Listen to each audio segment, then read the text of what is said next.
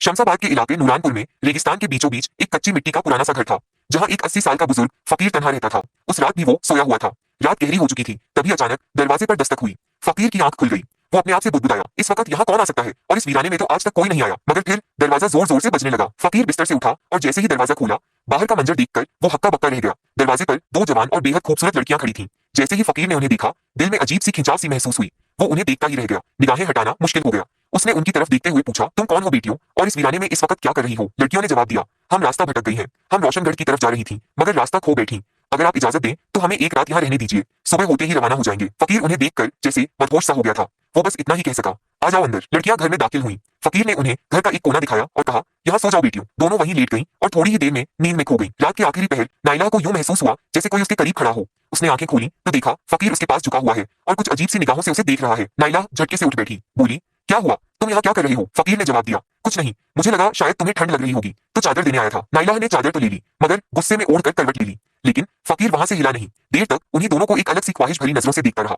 सुबह हुई। नाइला और मरियम ने शुक्रिया अदा किया और रवाना होने लगी तो फकीर ने उन्हें रोकते हुए कहा, कहाँ जा रही हो बेटियों? रोशनगढ़ तो बहुत दूर है, तुम जवान लड़कियां हो, आज की रात और रुक जाओ, फिर मैं तुम्हारे जाने का कोई इंतजाम कर दूंगा। यह कहकर फकीर उनके करीब आया, मगर नाइला और मरियम ने कहा, नहीं, हमें जाना है। तब फकीर बिल्कुल पास आ गया और नाइला का हाथ पकड़ते हुए बोला, बस एक रात की बात है बेटियों, रुक जाओ। नाइला ने झटके से हाथ छुड़ाया और गुस्से में बोली, क्या मतलब? फकीर ने कहा, कल मैं तुम्हारे जाने का कोई इंतजाम करवा दूंगा। अब भी वो उन्हें अजीब सी नजरों से देख रहा था, जैसे उसके जहन में कोई चाल हो। लड़कियां उसकी बातों में आ गईं और रुकने के लिए तैयार हो गईं। सारा दिन फकीर उनसे नरमी और मोहब्बत से बातें करता रहा और उन्हें उसी तरह देखता रहा जैसे वो उनके पास आना चाहता हो। रात हो चुकी थी। दोनों लड़कियां कोने में अपने बिस्तर पर जाकर लेट गईं। फकीर भी अपने बिस्तर पर लेट गया। रात के आखिरी पहर जब सन्नाटा गहरा होता जा रहा था, फकीर चुपके से अपने बिस्तर से उठा और धीमे धीमे कदमों से लड़कियों की तरफ बढ़ा। वो काफी देर तक उन दोनों को देखता रहा। फिर उनमें से एक, जो बेहद खूबसूरत थी, नाइला, उसके पास जाकर बैठ गया। फकीर ने नरमी से उसके माथे पर हाथ फेरना शुरू कर दिया। अचानक नाइला की आंख खुली और वो हड़बड़ा कर उठ बैठी। क्या हुआ, तुम यहाँ क्या कर रही हो? उसने तैश में पूछा। फकीर उसकी आंखों में देखता रहा जैसे किसी ख्वाब में हो। फिर बोला, मैं तकिया देने आया था, तुम बिना सिरहाने के लेटी हो, तुम्हारी गर्दन में दर्द हो जाएगा, ये लो तकिया। नाइला ने तकिया लिया और नाराजगी से मुंह फेर लिया,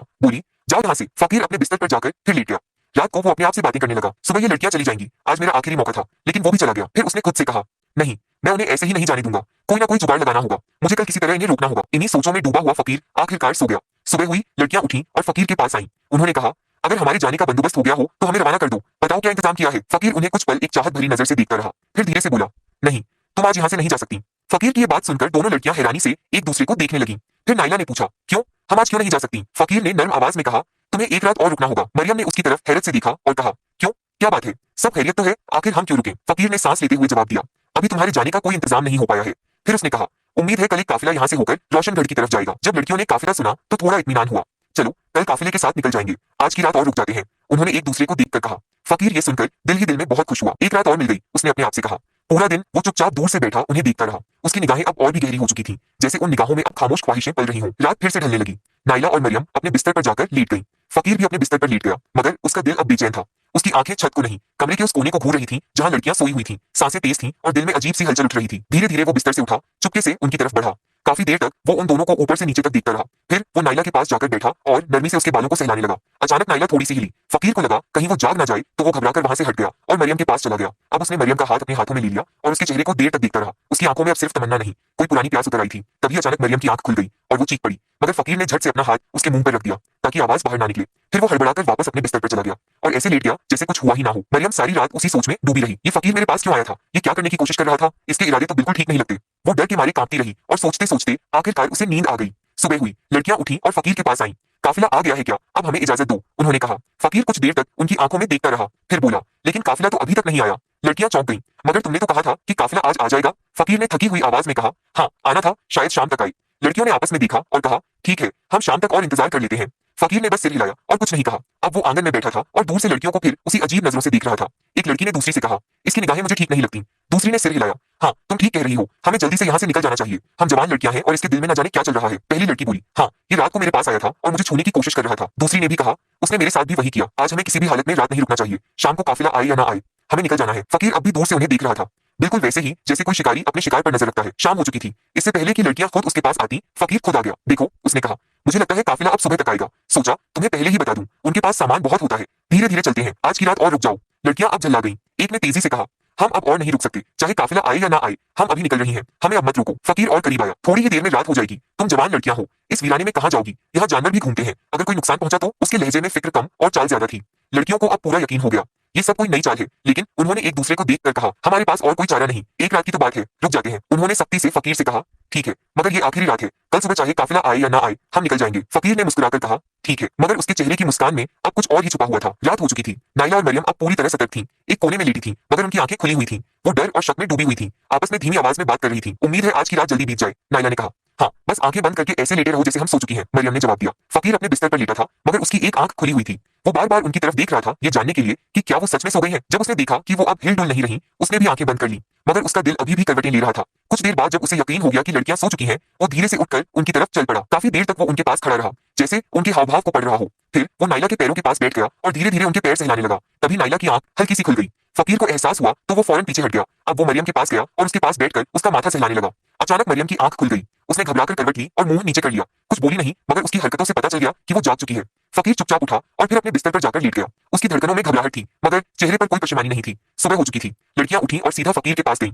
हाँ, आया क्या तुम्हारा काफिला, या अब कोई नया बहाना है? उन्होंने तीखे लहजे में पूछा। फकीर कुछ देर खामोश रहा, फिर बोला, काफिला तो नहीं आया। अब नाइला और मरियम झल्ला चुकी थीं। हमें तो पहले ही पता था कि कोई काफिला नहीं आने वाला। तुम हमें किसी और मकसद के लिए यहाँ रोक रहे हो। हमें सब समझ आ चुका है, अब हम एक पल भी यहाँ नहीं रुक सकते। उनमें से एक लड़की ने दूसरी का हाथ पकड़ा और कहा, चलो यहाँ से चलते हैं। जैसे ही वो झोपड़ी से बाहर निकलने लगी, फकीर अचानक उनके सामने आकर खड़ा हो गया और रास्ता रोकते हुए बोला, तुम यहाँ से नहीं जा सकती। लड़कियों ने कहा, रास्ते से हट जाओ वरना हम जोर से चिल्लाएंगी। फकीर ने धीरे से कहा, तुम्हारी आवाज यहाँ सुनने वाला कोई नहीं है। तुम क्या चाहते हो? हमें क्यों रोक रहे हो? तुम हमारे बाप की उम्र के हो, कोई तो शर्म करो। एक लड़की ने गुस्से में कहा। फकीर ने संजीदगी से कहा, जैसा तुम्हें दिख रहा है वैसा नहीं है। तुम जिस शख्स की तलाश में रोशनगढ़ जा रही हो, क्या पता वो यही कहीं हो। हमें यहाँ एक पल भी नहीं रुकना। लड़कियों ने और भी गुस्से से कहा, और तुम्हें ये कैसे मालूम कि हम रोशनगढ़ में किसी को ढूंढने जा रही हैं? उन्होंने सवाल किया। फकीर बोला, ये बात मैं अभी नहीं बता सकता, मगर अगर तुम आज की रात यहीं रुकती हो तो यही तुम्हारे हक में बेहतर होगा। फिर वही चाल। लड़कियां अब चौंक चुकी थीं। एक बूढ़े आदमी को क्या हो गया है, क्यों बार बार हमें रोक रहा है? वो सोचने लगी। फकीर ने फिर कहा, मैंने कहा ना, बस एक रात और रुक जाओ, कल सुबह तुम्हारे सारे सवालों के जवाब मिल जाएंगे और शायद तुम्हें रोशनगढ़ जाने की भी जरूरत ना रहे। फकीर ने बात खत्म की। लड़कियां अब उलझन में थीं। वो हैरानी से एक दूसरे को देखने लगी। ये कैसे जानता है कि हम किसे ढूंढ रही हैं, और क्या हमारा कोई मसला है? उनके जहन में सवालों का तूफान था, मगर अब उन्हें फकीर पर बिल्कुल भी एतबार नहीं रहा। उन्होंने फकीर को धक्का दिया और झोपड़ी से बाहर निकल गई। फकीर उनके पीछे पीछे भागा और पीछे से आवाज दी, रुको, सब कुछ बर्बाद हो जाएगा अगर तुम चली गई तो। काफी दूर जाने के बाद लड़कियां थककर एक जगह बैठ गईं। उनका दम फूल रहा था, मगर दिलों में अब भी डर और बेचैनी बनी हुई थी। अचानक पीछे से फकीर हांफता हुआ उनके करीब आ गया। उसकी सांसें तेज थीं। मैं आखिरी बार तुमसे कह रहा हूँ, उसने धीमे लेकिन यकीन भरे लहजे में कहा, आज रात मत जाओ। अगर आज की रात मेरे साथ इस घर में रुक गई तो शायद तुम्हें रोशनगढ़ जाने की जरूरत नहीं पड़ेगी। लड़कियों ने थके हुए लेकिन सख्त अंदाज में पूछा, अगर कोई बात है तो साफ साफ क्यों नहीं बताते? फकीर ने गहरी सांस ली और कहा, वो बात मैं अभी नहीं बता सकता। अगर मैंने अभी कह दी तो सब कुछ बर्बाद हो जाएगा, मगर मैं सिर्फ इतना बता सकता हूँ कि तुम दोनों अपने शौहर को तलाश करने निकली हो। ये सुनकर लड़कियां सन्न रह गईं। उनकी सांसें जैसे एक पल को थम गईं। हाँ, हम अपने शौहर को ढूंढ रही हैं। वो काफी वक्त से लापता है। हमने कई इलाकों में ढूंढा, अब रोशनगढ़ की तरफ जा रही हैं। लेकिन तुम्हें ये सब कैसे मालूम? उनमें से एक ने चौंक कर पूछा। फकीर ने बेहद संजीदगी से जवाब दिया, मुझे सब मालूम है, मगर तुम्हें मेरे साथ एक रात गुजारनी होगी, तभी मैं तुम्हारे सारे सवालों का जवाब दे सकूंगा। ये अजीब शर्त सुनकर लड़कियां घबरा गईं। उन्होंने एक दूसरे की तरफ देखा। डर, शक और उलझन उनकी आंखों में साफ नजर आ रही थी। ये फिर कोई नई चाल है क्या? अब ये रात में हमारे साथ क्या करने वाला है? वो मन ही मन सोचने लगी। फकीर अब भी वहीं खड़ा था, बेहद संजीदा और ठहरा हुआ। कुछ देर सोच विचार के बाद नाइला बोली, ठीक है, चलो एक रात और वहीं रुक जाते हैं। मरियम ने हामी भरी। हाँ, मगर ये आखिरी रात होगी, इसके बाद अगर कोई बात हुई तो हम और कुछ नहीं सुनेंगे। ये सुनकर फकीर का चेहरा जैसे खुशी से खिल उठा। उसकी आंखों में अब चमक थी, जैसे कोई मंजिल करीब आ रही हो। ठीक है, उसने कहा।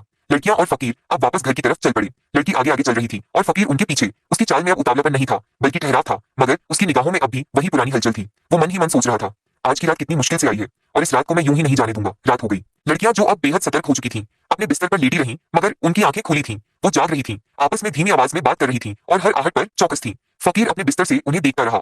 जब रात का आखिरी पहर आया और उसे लगा कि अब नींद का असर हो रहा है, वो धीरे से उठा और नाइला के पास जाकर बैठ गया। वो उसे बेहद प्यार भरी नजरों से देखता रहा, फिर उसका हाथ अपने सीने से लगा लिया। नाइला ने एक झटके में हाथ छुड़ाया और गुस्से में मुंह फेर लिया। फकीर फिर उठा और मरियम के पास गया। उसके चेहरे को काफी देर तक देखता रहा, फिर उसके माथे पर एक नरम सा बोसा दिया। मरियम चौंकी, हड़बड़ाई और गुस्से में मुंह नीचे कर लिया। फकीर फिर चुपचाप उठकर अपने बिस्तर पर लौट गया। उसकी आंखों में कोई पछतावा नहीं था, बस एक इंतजार था जो अब अपने अंजाम के करीब था। सुबह की पहली किरण झोपड़ी की मिट्टी भरी दीवारों से छनकर अंदर आई। लड़कियां अब भी जागी हुई थीं। उनके चेहरों पर नींद नहीं, बल्कि बेचैनी और खौफ का असर साफ नजर आ रहा था। इस बार उन्होंने बिना कुछ कहे, बिना फकीर से पूछे वहां से निकलने की ठानी। जैसे ही वो झोपड़ी से बाहर निकलने लगी, उनकी निगाह एक कोने में बैठे शख्स पर पड़ी। वहां एक नौजवान बैठा था, खूबसूरत रोशन चेहरा, शफाफ लिबास पहने हुए, मगर उसका चेहरा दूसरी ओर था। लड़कियां हैरान हो गईं। वो उसके पास गईं और पूछा, तुम कौन हो? नौजवान ने जब धीरे से अपना चेहरा उनकी तरफ घुमाया तो दोनों लड़कियां हक्की बक्की रह गईं, जैसे उनके पैरों तले जमीन खिसक गई हो। वो जोर जोर से चिल्लाने लगी, ये तो हमारा शौहर है। वो भागती हुई उस नौजवान से लिपट गई। आंसुओं से उनकी आंखें भर गईं। उनके लिए ये पल किसी जादू से कम न था। तुम यहाँ कैसे आ गए? क्या हम कोई ख्वाब देख रही हैं? नायला ने कांपती हुई आवाज में पूछा। नौजवान ने उन्हें अपने गले से लगाए रखा और धीमे से कहा, नहीं, ये ख्वाब नहीं, हकीकत है। मैं वापस आ गया हूँ। लड़कियों की खुशी की कोई इंतहा नहीं रही। बरसों से जिसकी तलाश में थी, आज वही उनके सामने था। लेकिन तुम कहाँ थे? मरियम ने पूछा। और तुम इस फकीर के घर में कैसे पहुंचे? वो आदमी तो हमें बिल्कुल ठीक नहीं लगा। क्या तुम उसे जानते हो? नौजवान ने उनकी आंखों में देखा। अब उसकी आंखों में राज नहीं, बल्कि राहत थी। उसने कहा, पहले फकीर को बुलाकर लाओ। देखो वो कहाँ है? लड़कियां झोपड़ी के हर कोने में ढूंढने लगी, मगर फकीर कहीं नहीं था। वो वापस आकर बोली, वो तो कहीं नहीं है। लगता है जैसे वो गायब हो गया हो। कहाँ चला गया वो? नौजवान ने गहरी सांस ली। फकीर कहाँ गया? ये तो अब तुम्हें खुद ही समझ आ जाएगा, लेकिन उससे पहले क्या तुम नहीं जानना चाहोगी कि मैं इतने साल कहाँ था? उसने ठहर कर पूछा। लड़कियां एक साथ बोली, हाँ, बताओ कहाँ थे तुम? अब कहानी का सबसे बड़ा राज सामने आने वाला था। नौजवान ने कहना शुरू किया। एक दिन मैं घर से बाहर बाजार की तरफ निकला था। रास्ते में मुझे एक बूढ़ा आदमी और एक बेहद हसीन लड़की मिली। बूढ़ा किसी फकीर जैसा लग रहा था और लड़की बहुत ही जवान और दिलकश थी। मैंने हंसी में लड़की से मजाक किया, तुमने इस बूढ़े से शादी क्यों की? तुम तो किसी जवान के साथ होनी चाहिए। मगर वो लड़की शायद कोई इल्म जानती थी। उसने मेरी तरफ देखा, कुछ पढ़ा और मुझ पर फूंक मारी। एक पल में मैं उसी बूढ़े फकीर जैसा हो गया। उसकी शक्ल मेरी हो गई और फिर उसने कहा, ये तेरी सजा है। अब तू सारी उम्र इसी हाल में रहेगा। लड़कियां अब पथराई हुई आंखों से सब कुछ सुन रही थीं।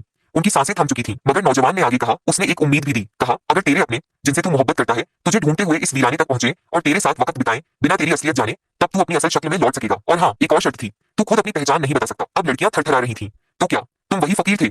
उन्होंने कांपती आवाज में पूछा। नौजवान ने सिर झुकाकर कहा, हाँ, मैं ही था वो फकीर। नौजवान की बात सुनते ही उनकी आंखों में आंसू भर आए, मगर इन आंसुओं में अब अफसोस था, शर्मिंदगी थी। वो भागकर एक बार फिर उसके गले से लग गई। हमें माफ कर दो, हम तुम्हें पहचान ही नहीं सके। नौजवान ने उनके सिर पर हाथ फेरते हुए कहा, इसमें तुम्हारा कोई कसूर नहीं। तुम जानती ही नहीं थी कि मैं तुम्हारा शौहर हूँ। तुम्हारा दिल सच्चा था और उसी सच्चाई ने मेरी सजा को तोड़ दिया। अब तीनों ने फिर से एक नई जिंदगी शुरू की, मगर इस बार उनके दरमियान कोई राज नहीं था, कोई फासला नहीं था। अब सिर्फ भरोसा था, वफा थी और एक ऐसा रिश्ता जो सजा से भी गुजरकर और भी मजबूत बन चुका था। मोहब्बत अगर सच्ची हो तो वह हर आजमाइश, हर वक्त और हर फासले को पार करके वापस लौट आती है। मगर अगर मोहब्बत में गुरूर आ जाए तो वही मोहब्बत सजा बन जाती है। लेकिन अगर सब्र, वफा और खुलूस के साथ निभाई जाए तो वही मोहब्बत एक दिन इनाम बन जाती है। इंसान की बाहरी सूरत कुछ भी हो, असली पहचान उसके दिल की सच्चाई और नियत की पाकीज़गी से होती है। अगर आपको ये कहानी पसंद आई हो तो इसे लाइक जरूर कीजिएगा, शेयर भी जरूर कीजिएगा और हमारे चैनल को फॉलो करना मत भूलिएगा। नीचे कमेंट बॉक्स में जरूर बताइएगा कि इस कहानी का कौन सा हिस्सा आपके दिल को सबसे ज्यादा छू गया। आपके कमेंट्स हमारे लिए बहुत कीमती होते हैं। हम उन्हें पढ़ते भी हैं और महसूस भी करते हैं।